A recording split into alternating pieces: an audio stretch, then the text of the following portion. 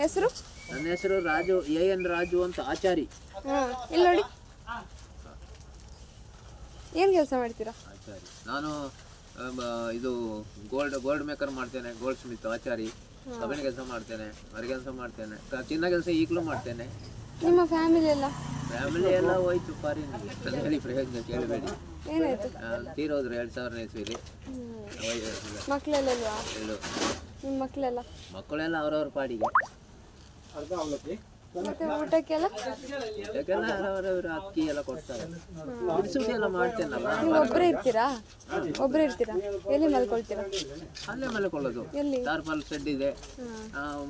ಬಿಸಿಲಿದ್ದಾಗ ಒಂದು ಪಿಲ್ಲರಲ್ಲಿ ನೀರು ಬರೋಲ್ಲ, ಹೊಯ್ಗೆ ತಂದು ಹಾಕಿದೆ, ಅದ್ರ ಮೇಲೆ ಮಲ್ಕೊಳ್ಳೋದು. ಮಳೆ ಬಂದಾಗ ಶೆಡ್ ಒಳಗೆ ಅಷ್ಟೇ. ಇದೇನು ಕಸ ಎಲ್ಲ ಎತ್ತಿದ್ದೀರಾ? ಇದು ರಾತ್ರಿ ಬೆಂಕಿ ಕಾಯ್ಲಿಕ್ಕೆ, ಚಳಿಗೆ.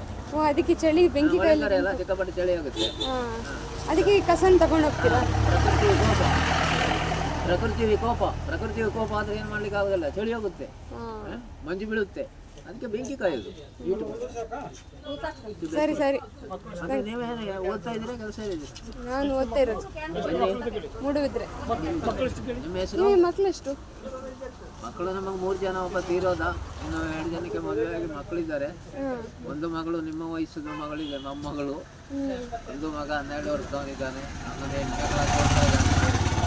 ಮಗಳು 9ನೇ ಕ್ಲಾಸ್ ಓದ್ತಾ ಇದ್ದಾಳೆ, ಪುಳ್ಳಿ ಮೊಮ್ಮಗಳು. ಚೆನ್ನಾಗಿದ್ದಾರೆ, ತೊಂದರೆ ಇಲ್ಲ. ಆದರೆ ನನಗೆ ಅವ್ರದ್ದು ಇದು ನೇಚರ್ ಒಂದು ಕ್ಯಾರೆಕ್ಟರ್ ಯಾವುದು ಇಡಿಸೋದಿಲ್ಲ. ನೇಚರ್ ಒಂದು ಕ್ಯಾರೆಕ್ಟರ್ ಕರೆಕ್ಟಾಗಿರ್ಬೇಕು ಮನುಷ್ಯನಿಗೆ. ಏನು ಹೇಳ್ತೀರಾ? ಏನು ಹೇಳ್ತೀರಾ ಹೇಳಿ? ಅದು ಕರೆಕ್ಟಾಗಿ ಇದ್ರೆ ನೋಡಿ, ನೀವು ಕೊಟ್ಟಿದ್ದ ನಾನು ಹೋಗೋ ಗಂಟ ನೆನೆಸ್ಕೋಬೇಕು. ಅಲ್ಲಿಗೆ ಹೋಗೋ ಗಂಟ ನೆನೆಸ್ಕೋಬೇಕು. ಇಂಥವ್ರು